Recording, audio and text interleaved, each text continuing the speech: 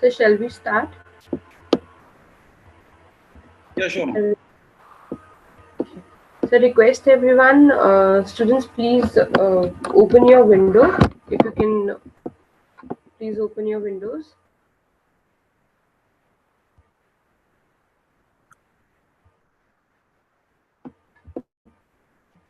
So we'll begin.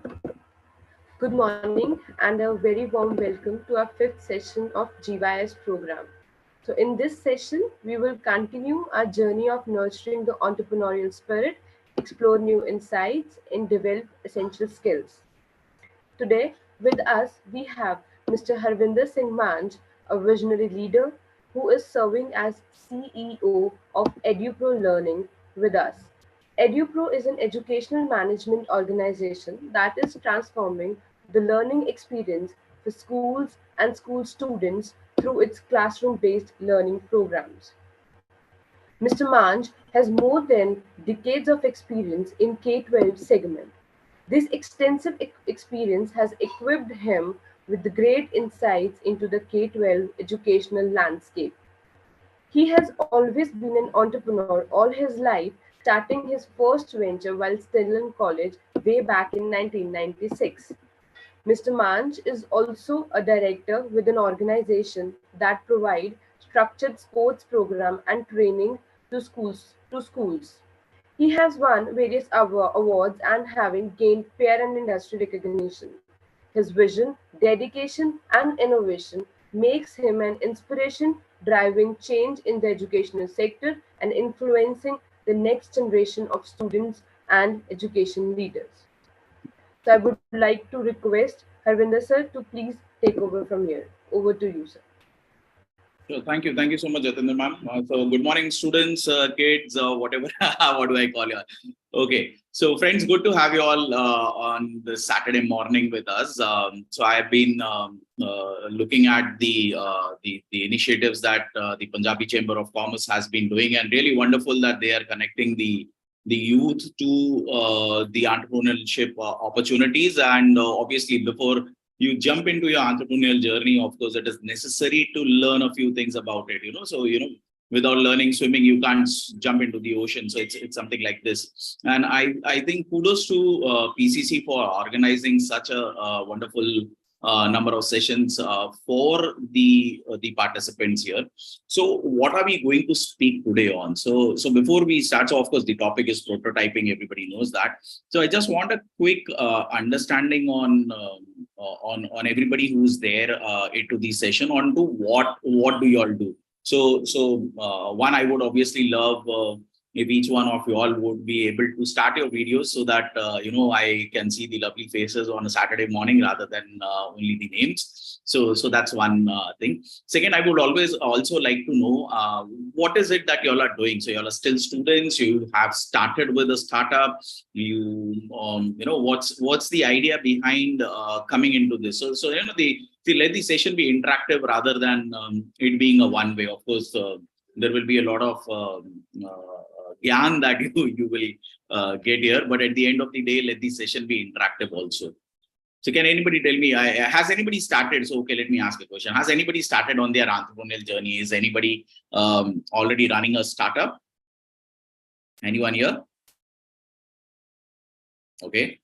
Anybody planning to do? I'm sure most of you all are planning to do, and hence you all are here as a part of this. Yeah. So a small suggestion. Okay, I'll start with the process here. A small suggestion: if you have any questions, please note that down. And at the end, we have a Q&A session, and I'll be more than happy to answer the questions at that time. Yeah. So we'll start with the session. I'll do a quick screen share. Give me a minute.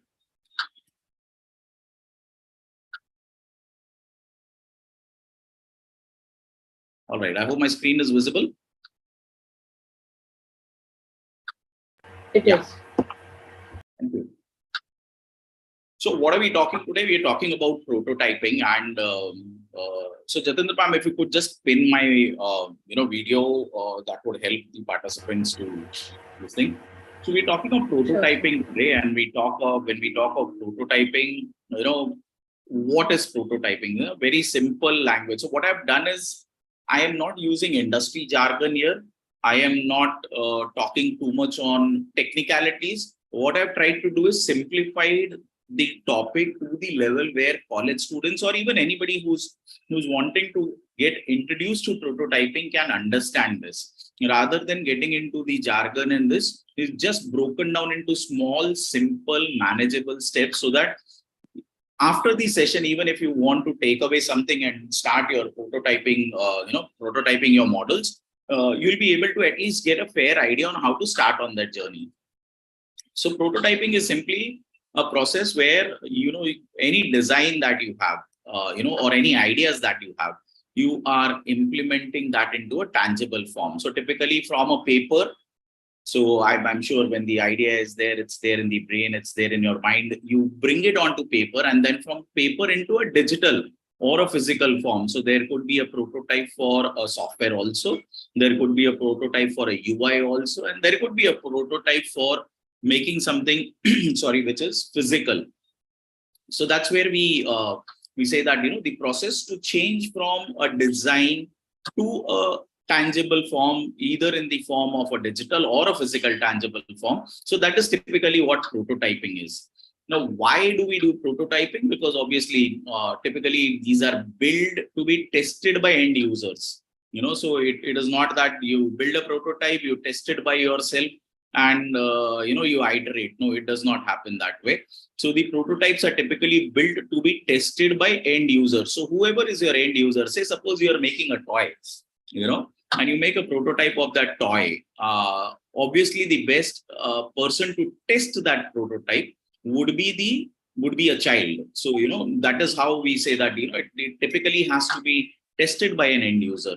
And the idea of making a prototype, so a lot of people ask, why can't we make the end product directly? I know I have the idea, I know it works fine. Why can't I make it directly? Because at the end of the day, the idea of a prototype is to validate whatever design that you have. So one is validation. Yes, whether this design, whether this idea works or not.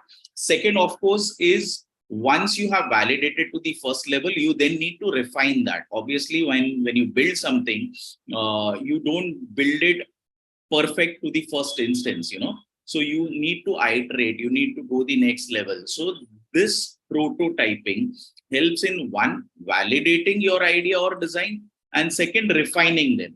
So once you have done something, you make it better the next time. So then the product, what you release to the end customer. So the idea of prototyping at the end is that you are making a product or a service or a software to be released to an end customer. So whatever process you follow through the prototyping, the idea is to give a better solution to the end customer. And that's where the importance of prototyping, or the reason why prototyping comes in. Now, why do we do prototyping, or the importance? So it helps you identify flaws early on. So even if there is a design flaw, so for example, or a process flaw. Now imagine prototyping is very, very, very vast. There are people who do software, they do prototyping. There are people who make products, very simple, as I give an example of a toy. So they make very simple, toy is a very simple product, but there is prototyping happening there. So that two complex assembly lines, that, okay, suppose I am manufacturing a sauce, for example, the ingredients have to be measured, goes in, there is capping to be done, there is sealing to be done. All that is on an assembly line, and there are prototypes for an assembly line also. Of course, there are different components to the assembly line, but there is a prototype to that assembly line also. So if there is any flaw, any defect in either the process or the design, the prototype helps in identifying that. What happens as a result of this is you save a lot of money, you save a lot of resources, and most importantly, you save a lot of time. So, look at this from an industry perspective, that you run an organization, you want to launch a product. It can be a physical product, it can be a software product, it can be a service, it can be anything. So when I say product, please use it interchangeably between a service or a software also. So most of the points that I have mentioned, unless I specify, is applicable across. So whether it's a service, whether it's a product, whether it's a software, whether it's an app. So So when you're launching, if you're looking at an industry, most important thing is of course time, money, resource, human resources. They are most important, but time is the most important one, because what happens is if you're not putting out your products on time, if you're not putting it out in the market on time, you're losing out to competition. So prototypes help you in cutting time and cutting the resources, so that you don't have to have a product ready and then figure out, okay, I launched something in the market which is not a proper product. So prototype helps you do that. Again, it provides a lot of learning experience, and especially this is good for college students, that a lot of experience in problem solving, design thinking. I'm sure you are as just the new generation, you are listening to all these things happening: problem solving, design thinking, and most importantly, a lot of collaboration. So that is one thing I think even the industry, when we work in the industry, we see a lot of people today collaborating, especially post COVID, because that is where they have understood that once you talk of collaboration, it is the next thing. With prototyping, you are not necessarily working alone. So understand, again, look at it not from your perspective as a startup, look at it from the perspective of the industry. Say for example, 5 years down the line, your startup has grown, and you need to launch a complex product. There will be multiple teams working on the same. There will be multiple teams. So software may UI, UX, the backend team, all these teams, they work together. So collaboration happens at a very big level when you're doing prototyping, and especially at the later stages of the life cycle of an organization. Okay. Again, based on user feedback, an organization can look at improvements and iteration. Iteration is, you get one prototype, then the second, so one after the other. So you can look at iterations of the product and service also. So prototype is not only used to launch a new product, but even prototypes are made so that there can be improvements to existing products also. So existing products, softwares, whatever. Okay. Again, it allows a team to refine and validate designs without huge investment cost with the development of the entire solution. Now, imagine I was talking of a assembly line for packing sauces into a bottle. It's an entire assembly line. You get, say, there is a capping, there is a sealing, there is a packing happening in the carton boxes. Imagine you make that entire assembly line, and then you figure out that when you apply the heat shrink protective sealing onto that, the heat shrink machine also melts down the plastic bottle. You understand what I'm trying to say? So prototyping helps you in eliminating these things, and you're saving a lot of money, time, and resources into this, and a lot of investment cost, because at the end of the day, when you run an organization, money also plays a very big role, because the amount of budget that is allocated to you, you have to complete your prototyping into that budget itself. So this is what this, again, most importantly, prototype helps us learn from failures.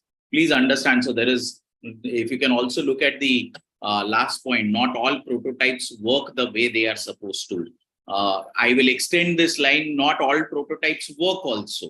So there are failures. Most importantly, prototypes help us learn from failures, because a prototype is a prototype. It is not always supposed to work fully or the way it is supposed to.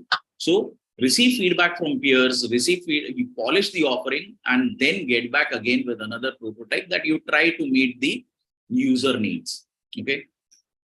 There can be multiple prototypes for the same design idea.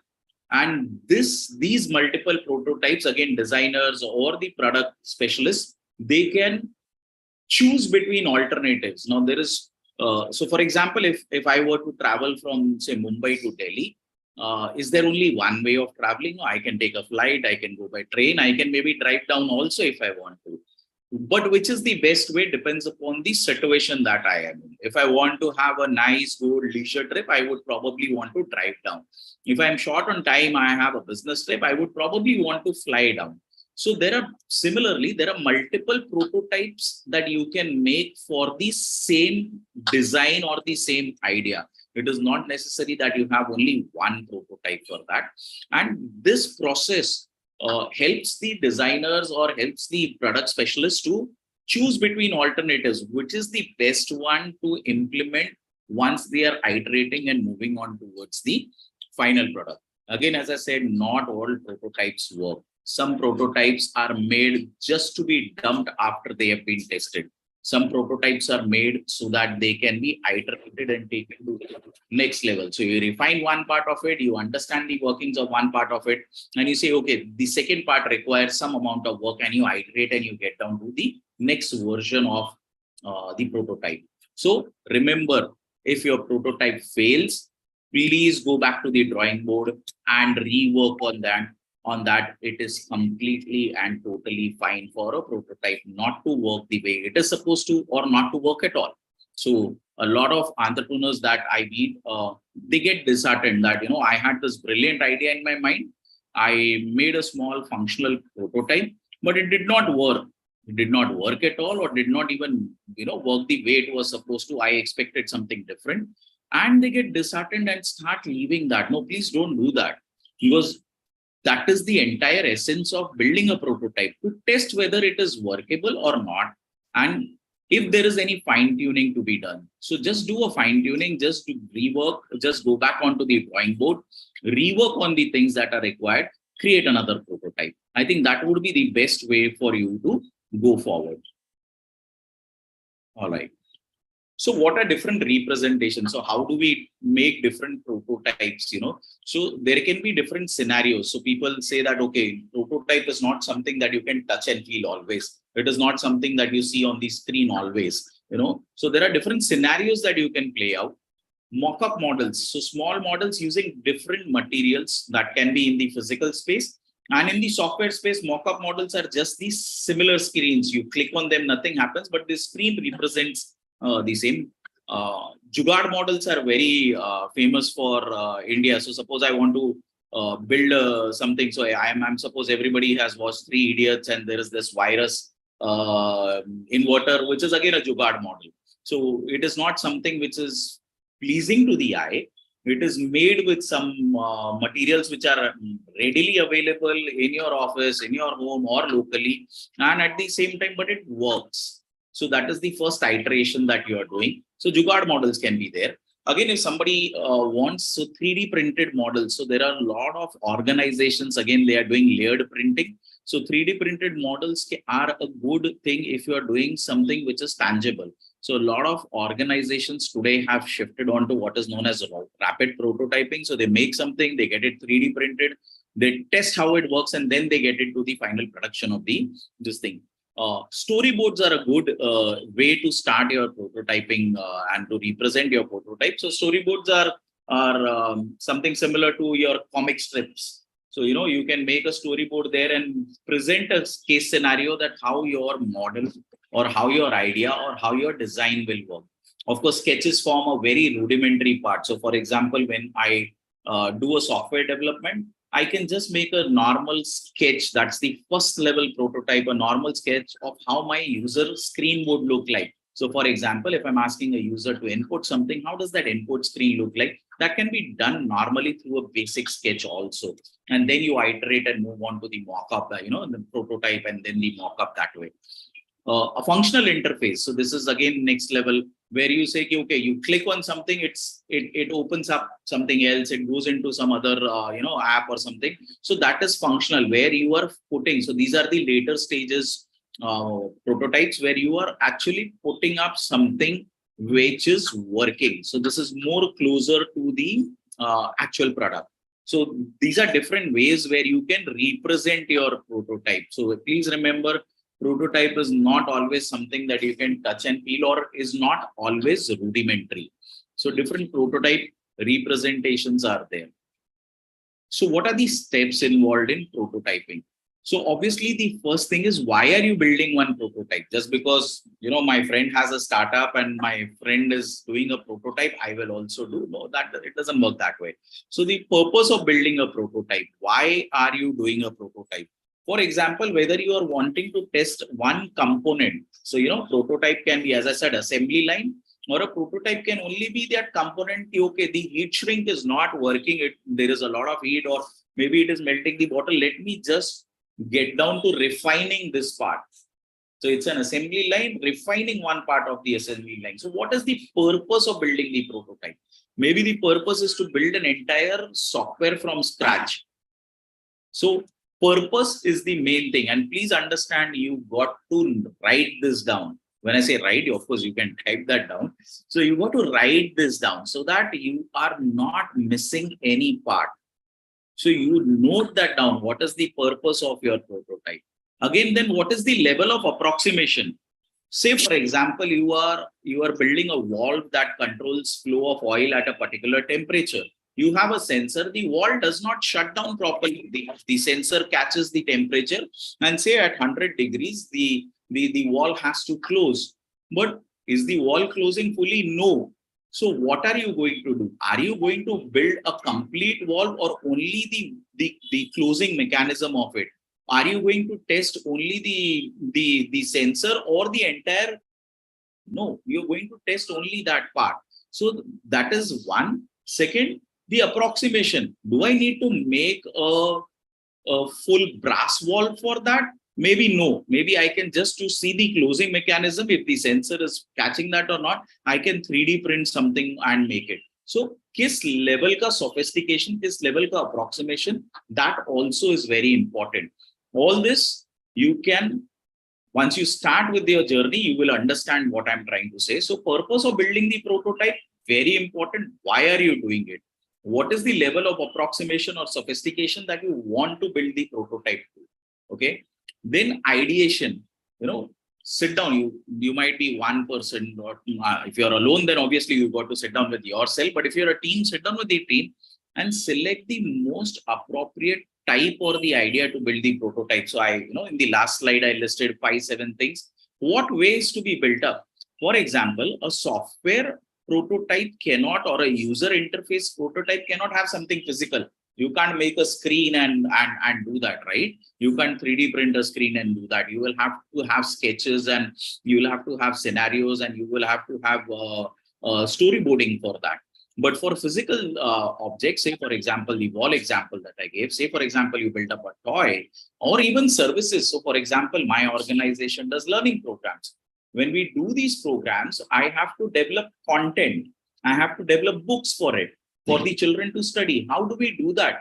We don't go to the DTP guy and say, this is my book, you print it, we bind it, and then we test it. No, we do it on formats, we do it on papers, we staple it, we do what is required, fill up the content, bring in there, and then we see, okay, where the refinement has to happen. So level of approximation. So if you look at my prototype of my book, it is sheet stapled out. That's the first prototype. It is a far cry from the printed books that we give. Why? Because it is not required in the first time.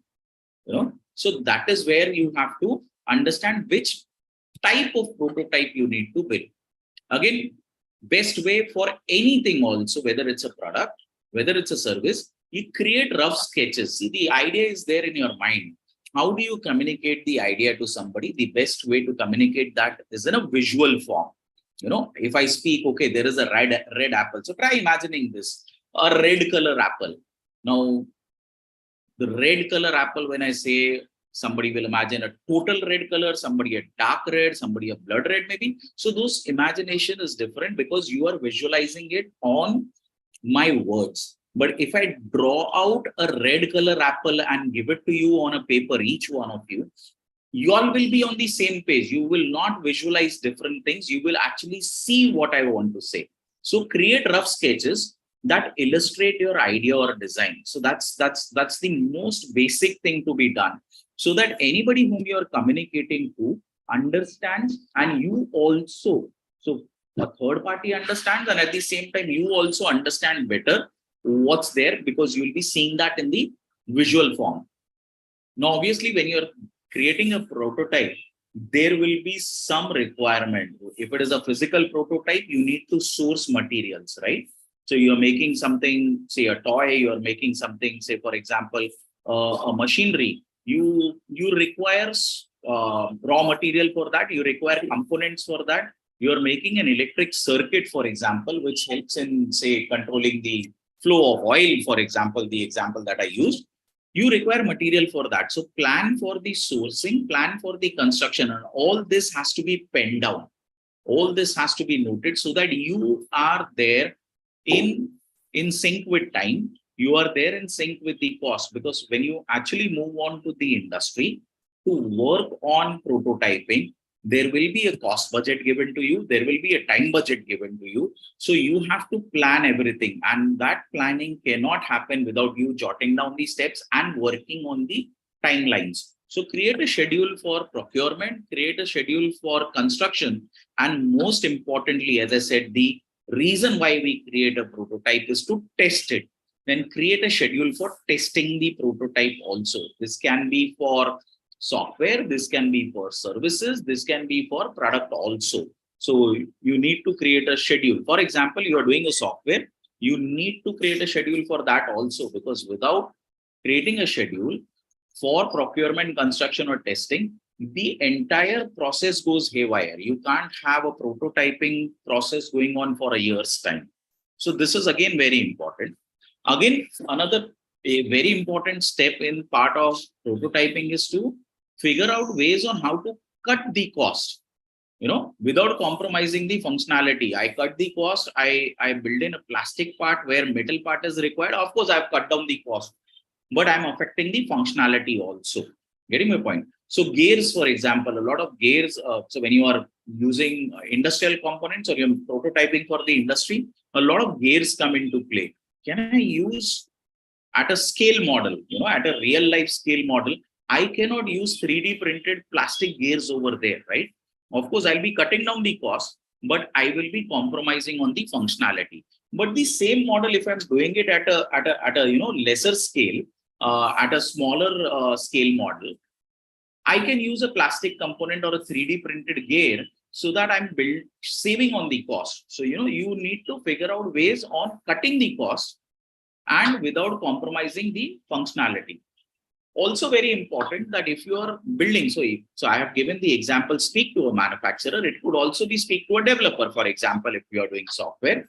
So speak to a manufacturer and see how different raw materials, different materials that you use for the build impact the cost and quality. Same goes for the software development also. That is there a different way, is there a different mechanism that I can build up the softwares or this thing, to ensure that I'm cutting down on the cost, but again not affecting the functionality. And that's the key to prototyping. Find a balance between the cost and quality. For example, if I were to build a toy for a child, or prototype for a toy for a child, I will not build up something where the end product, the cost is say like 1,000 rupees, because I will not even be able to sell that in the market, right? I will also not look at a toy which is say like 50 rupees and the quality is very cheap, because at the end, I will not find a market to sell that.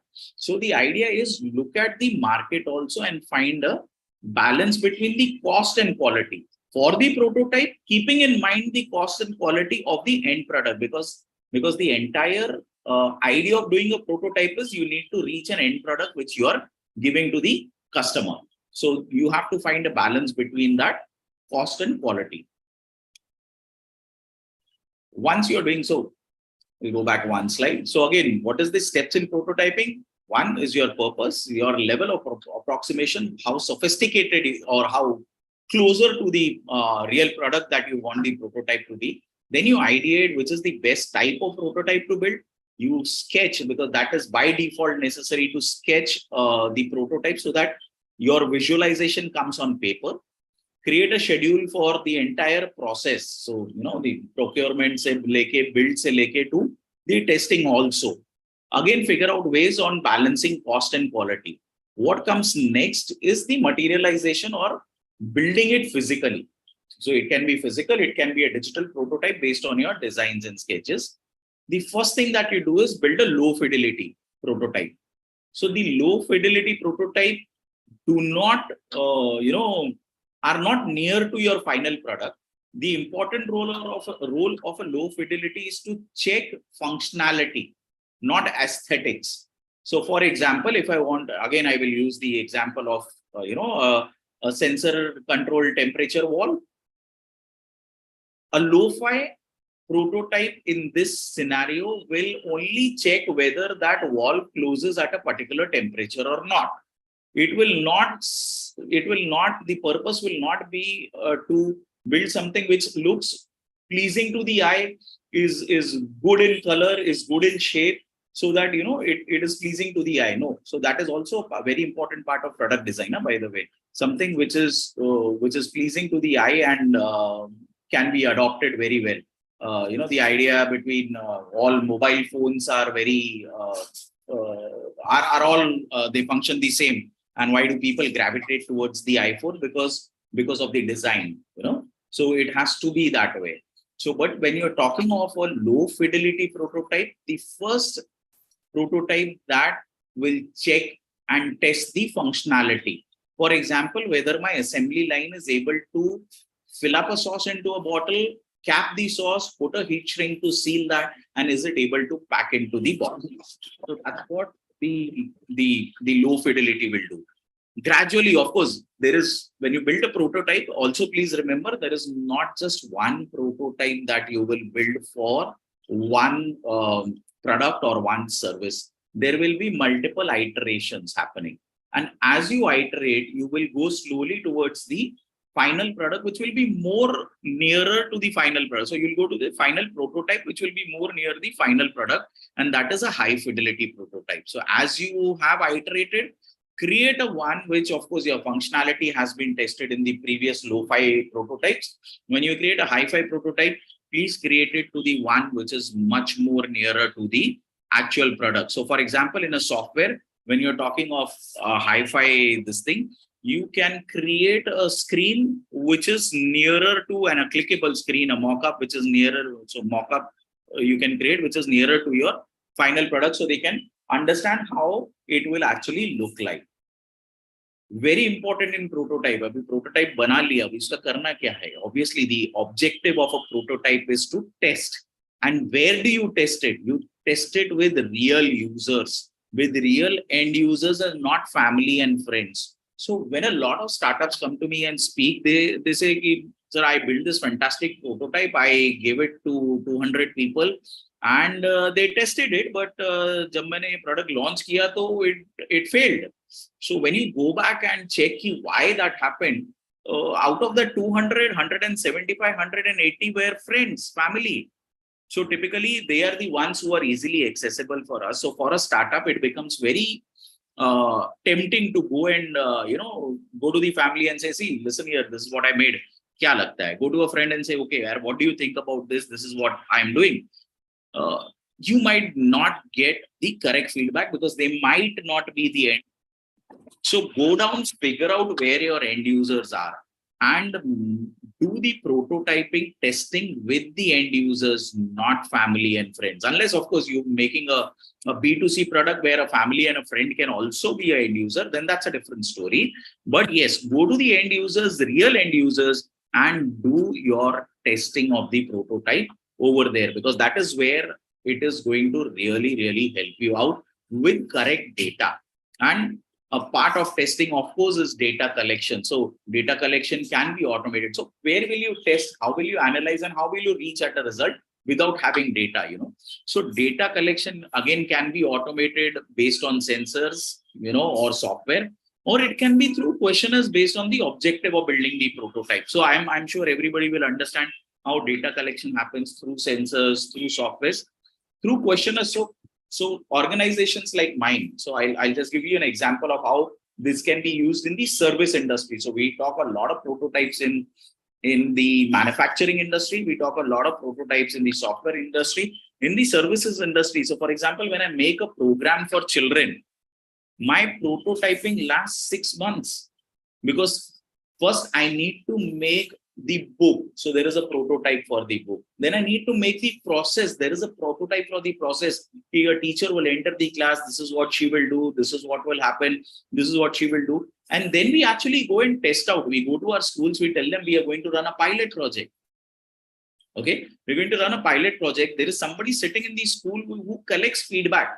They observe. So that observation comes into play. They collect feedback from the principals, from the students, and this is all through questionnaires also. So all this process is a 6-month process. So please understand, prototyping need not be something which is like a month and it gets over. It is not something, it is all industry specific. It is all specific to the objectives of your prototype. So data collection, very important, because you will make decisions, you will make refinements, you will make iterations based on that data, not based on something where you feel like this is where. No, it is based on the data, and that data can be collected either automated through sensors, again depends upon the kind of prototype that you are, through the software, or even through simple question is to the end user. Okay, this is what it is. What did you feel about the product? What did you feel about the functionality? Would you be ready to use this product? Would you be ready to pay for this product? Would you be able to recommend this product to somebody? So this is where you collect data or based on the objectives of your prototype. Of course, once you have collected data, the feedback is again very important from the target audience. Understand how it meets their requirements and needs, because at the end of the day, if you are creating a product or a software or a service which does not fulfill their needs, which does not meet their expectations, it will not be a success in the market. So you need to understand how well it meets. So if all this data, all this feedback will help you understand whether it meets their needs, whether it meets their expectations. And hence it will give you a better idea on two things. One is iterating the prototype, whether it requires more refinement or not. And if you're at the final stages of your prototype, you have a hi-fi prototype which is near completion, it will give you the final changes that you need to do before you actually launch a physical product into the market. Okay.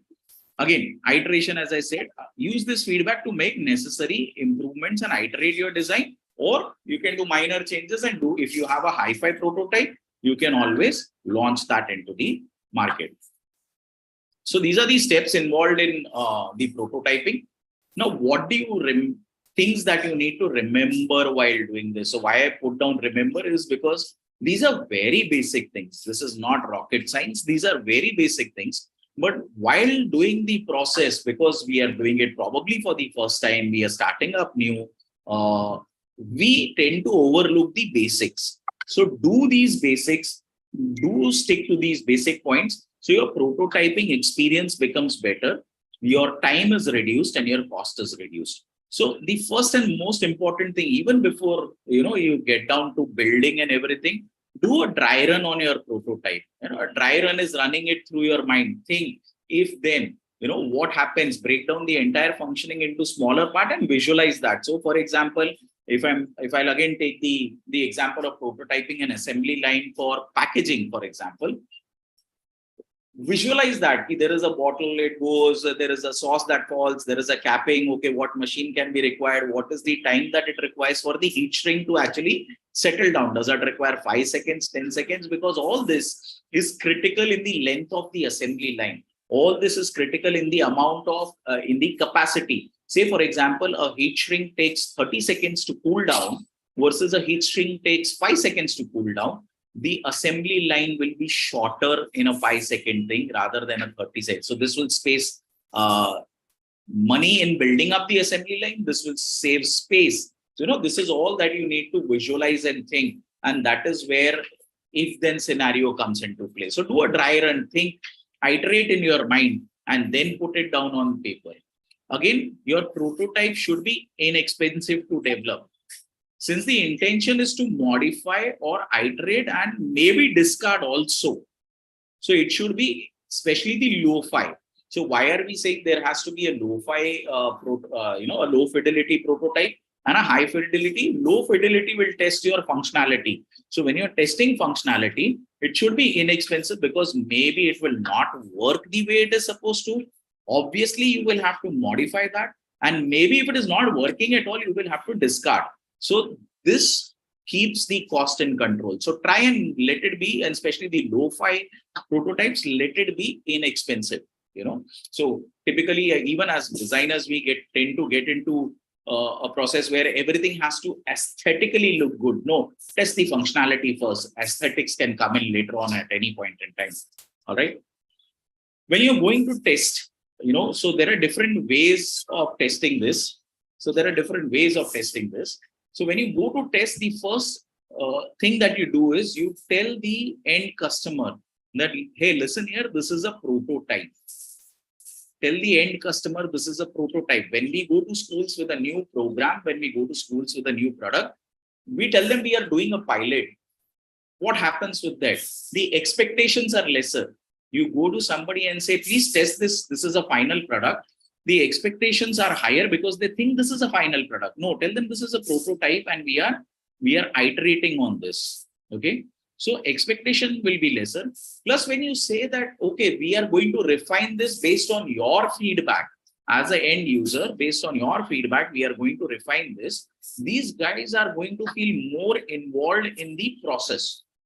And the feedback that they will give you will be genuine. So it is not going to be a feedback which is going to be just for the sake of it. Because they are involved more in the process, it is going to be a genuine feedback that they give. Okay, so this helps in your iteration, and this will reduce the time taken, cost taken for building more prototypes, because the feedback that is coming to you is a genuine feedback. Okay, again, understand prototyping is not a one-time task. It's not that you build it once and it will work. It may require iterations. It may require multiple versions and multiple cycles of feedback, refinement, testing. So please be prepared for that. I see a lot of young age entrepreneurs getting disheartened because their first prototype did not work. That's perfectly okay. That's perfectly fine for your first prototype not to work the way it is supposed to, or maybe not to work at all. You need to but get back to the drawing board, and please ensure that when you get back to the drawing board and revisit your idea or revisit your design, please do it with data. Please do it with data collected from the first prototyping, because that is where it will really help you in building up a better version, building up a better prototype. Just give me a minute. I think my laptop ran out of battery. Just give me a minute, please.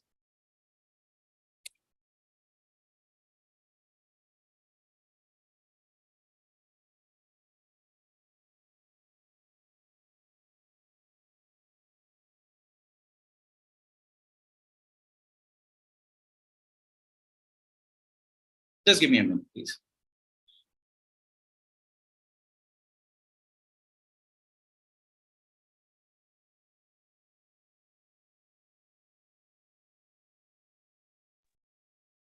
Yeah, sorry, I think my battery had run out. Okay. So understand, prototyping is not a one-time process. It is iterative, and you might have to do it multiple times till you arrive at a final solution, which is ready for the market, which is ready for you to sell. Again, failure is a part of the process. Please do not get disheartened by it that, okay, I build a prototype, but it is not functioning at all. It is not maybe functioning the way I thought it will. It is not giving me the results the way it is. No, it is a part of the process. And that is why you are building a prototype, to test whether it works the way you are thinking. Okay. Each iteration will bring you, each new version will bring you closer to a successful product. So try that. But at the end of the day, please remember, there is nothing bigger than data that you collect from the testing that is done. Because without that, your next iteration or your next prototype will also not be functioning properly if you're not collecting data and you're not analyzing it correctly.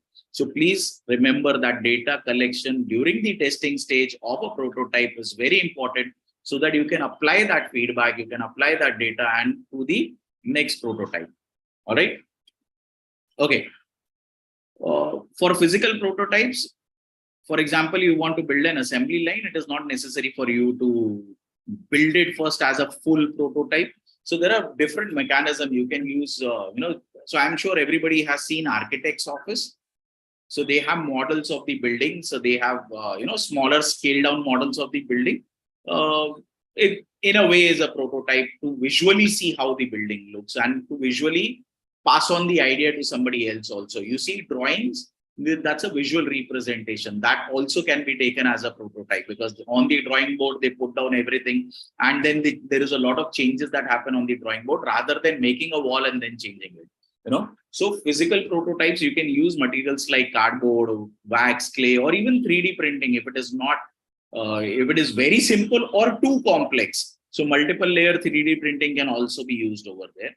For digital prototypes, there are tools available on the net: Figma, Sketch, Adobe, InVision. So all these are available on the net. Some are free, some are paid, some are freemium. So you can create them using these interactive tools online also. For services, for example, services becomes a little tricky. So software and the physical prototyping are relatively easy. For services, of course, it becomes a little tricky because you take a little more time. Like we are into services, we do learning programs for school. So at the end of the day, I have to see how my program works with students. So my prototyping will last a little longer. So you have to have more of sketches, you have to have more of storyboards, so that you have to have more of scenarios. Okay, if this happens, then what? If this happens, then what?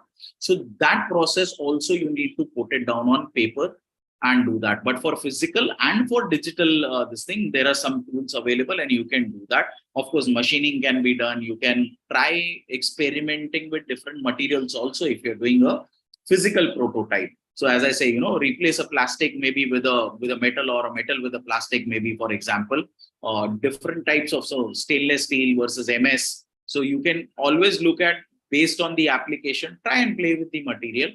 Because what happens with this is, that is where the balance between the cost and the balance between the quality will also come in. So that research part back end you need to do. But these are some tools that you can, of course, machining, lathe machining and all that also can be done. CNC cutting can be done for physical prototypes. So different tools available. Most importantly, be aware of the too good factor. So a lot of, again, the other end of the spectrum. So one end of the spectrum is a lot of startups coming and saying that, okay, my prototype didn't work, it was rudimentary. On the other side, there are a lot of startups that come and say, okay, my prototype was very good and I launched the product based on that. No, if the prototype is good, does not necessarily mean it can be converted into a final product. Take a step back, look at the data. Have you gone through the process of building a lo-fi and then moving on to hi-fi, testing the functionality first and then the design aesthetics? And then you say, okay, I have a lot of data, and based on these data points, I think I have covered everything. Then go and launch your final product. Because once you launch your product, so please understand, launching a product there is a lot of, so manufacturing will happen, or development will happen, depending upon services or software or the physical products. You will spend a lot of money, time there. A lot of branding will happen. A lot of sales and marketing will happen. All this is time and money. And you don't want to spend and invest that time and money into something which is not fully ready. Yeah, it is into something which is not fully ready. So take a step back. Once you feel that you have a final product, your prototype is too good, take a step back, reanalyze all the data, do one final iteration, and then get into the product. Again, AI and machine learning, ML is machine learning. AI and machine learning is helping virtual scenarios that do away with prototypes. So your physical prototype is not required. You can do that into simulations and everything into the software. So simulations is old story now. So simulations ke upar AI and ML dal ke you can do. So for example, BMW has a virtual crash test for their cars. So before they actually do a physical one, this has eliminated the need for them to crash test multiple cars. What is that doing? It is saving on cost. It is saving on time. You big time. So what happens? Their product development life cycle is shortened. They can get a new product into the market faster. The company is more agile. Obviously, cost savings in terms of prototyping and product development is saved. At the same time, because they're getting better products and at a faster rate, they can get more revenues. So simply changing one part, it is not necessary that for a physical model or a physical thing where you are manufacturing something, you need a physical prototype now. So just keep an eye that, can this be done through simulations? Can this be done through AI? Can this be done through machine learning? If it can be, rather go there than spending money and time and effort on building a physical prototype. Of course, you'll need a physical prototype because at the end of car, BMW is a physical car. But the iterations, the number of iterations will be lesser in the physical this thing because of the AIML. So that is where you need to also keep an eye on. Most importantly, sign NDAs. So I'm sure when you're talking of a startup, when you're talking of prototyping something, what will you prototype? Will somebody prototype a pencil? I don't think so, because a pencil is already made. You don't need to prototype. Will somebody prototype a pen? Okay, maybe a different mechanism in a pen, but not a pen. Will somebody prototype a Maruti 800? No, it is already made. So what are you prototyping? Typically, you will prototype something which is being made for the first time, right? A customized software is also being, so for example, a customized software for HR. There are many softwares for HR management. A customized software for HR management is being made for the first time. You are creating an assembly line for something which is for the first time. So what happens over there is that you will be sharing these. So when you make prototypes, aap khud to nahi bana sakte ho. Obviously, you will get involved somebody into the process, which will be a third party, which is not a part of your organization. For example, if you have to design something where you need CNC cutting, for example, or you need 3D printing, for example, obviously you will outsource that. When you outsource something to a third party, you run the risk of your designs, of your ideas being taken away. And maybe 6 months down the line, you might not be that agile. Somebody else is agile, they move faster, and they have a product launched. And you can't do anything about it. So the best way to prevent this is whenever you are going and sharing your ideas, your designs, which are unique, please ensure that you sign NDAs. NDAs are non-disclosure agreements. So you'll get a lot of formats on the internet for the NDAs, refine that by yourself and get it signed, or you can hire a lawyer.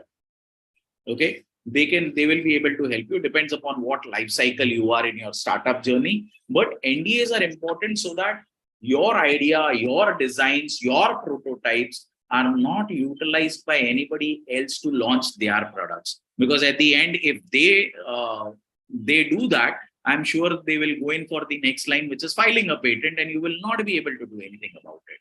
So when you're sending this, and today, most of the people are aware that yes, we need to sign. Most of the people who are working, especially in the IT industry, most of them in the manufacturing also, if they are doing it for the big organizations, they are aware that they need to sign NDAs, and not just NDAs on the design and ideas and the prototypes, NDAs also on the processes also.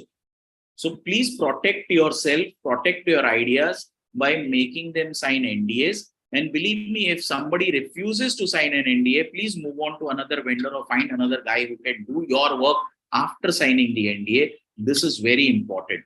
You have a fantastic idea. You're spending a lot of time on it. You're spending a lot of time on developing that and creating a final product. And all you know, it will be taken away by somebody else. So you need to have those measures to protect. We buy a house, the first thing that we do is get that house on our name, right? We don't let the house remain on the builder's name or the previous buyer's name. Why? The similar way we need to protect our ideas, our patents, our prototypes, everything. And once you are ready with the final product, once you say, okay, my prototypes are over, my iterations are over, and I think this is the final product that I'm launching. It can be a software, it can be a service, it can be a physical product. Please patent that. As startups, the mistake that most of these startups do is they look at, okay, patent file karne mein itna time aur paisa lagega. Let me earn some revenue and then I will. But if your idea is unique, okay, if it is something which is already happening in the world and you think patenting is not something, I still don't advise that. I still say go and patent everything, or a trademark, whatever. But if your idea is unique, if your product is unique, if your service is unique, please patent that. That will ensure that you are ahead of your competition. And if your competition wants to copy you, they will not be able to. They will have to reinvent the entire system. They'll have to reinvent the entire product just to make a similar one. And that is a huge cost in terms of time, effort, and money for an organization. Copying is very easy. School, college exams, when we copy, it is very easy. We have to just copy from what our friend is writing. But if we have to study, we study the whole year. So it's a similar system here. You file a patent, they cannot copy. They'll have to go through the process again, change something which is something different than yours and make a similar, not the same product. They will have a similar product maybe. So filing for a patent is very important for product ideas, designs, and the final product that way. So this is in terms of this, all that I had to share today. So what I tried to do was keep it very simple. I am not trying to use too much jargon, but of course there is prototyping is an entire subject by itself. So different ways, different prototyping happen. So if anybody has any questions, I'll stop the screen share. If anybody has any questions, you can please unmute and ask. I'll be happy to answer.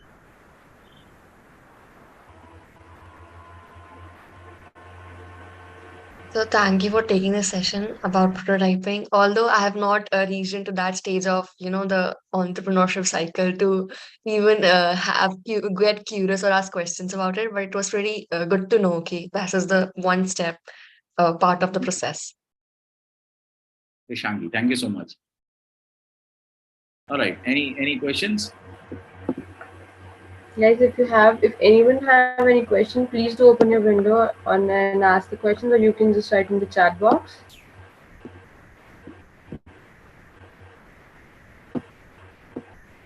I guess they are well equipped. So when students don't or participants don't ask questions, so there are two things that happen. So one of the things that happen. So either they have understood everything, or they have understood nothing. So anybody understanding everything is a problem. I think you have not understood anything, so I'll have to restart the session now. Anyway, so I guess they are well equipped with everything. Okay, great. So if there are no questions, I will hand over Jatin ma'am back to you. If there is anything, I think I don't know how the system can be. You can always share my contact points with them. If there is any question, not just on prototyping, in fact, on any aspect of entrepreneurship that you might want to ask, right from ideation to your final product to funding to scaling to anything, I mean, I will be more than happy to help. So that way, ma'am. Sure, sir, sure. So if anyone will have any question, we have a common group made with these students. So I'll direct the questions to you, or I'll share your contact number with them. So, sir, I would like, on the behalf of students and PCC, would like to thank you for such an enlightening and inspiring sessions for these budding entrepreneurs. And of course, this knowledge and insights given by you, I am very sure, must have made a very significant impact on these students. And we couldn't be more thankful for your presence. And we will be looking for such more sessions in future, sir. So thank you so much for Thank you, ma'am. It was a pleasure interacting on, as always, talking to young entrepreneurs who are just about beginning or just about have begun their journey. So thank you everyone for being there. Thank you PCC for having me and giving this opportunity to interact with everyone. Thank you so much. Thank you so much, sir. Thank you. Thank you, ma'am. Can we log off, ma'am? Yes, sir. Please. Thank you so much. Thank you so much. Thank you, sir.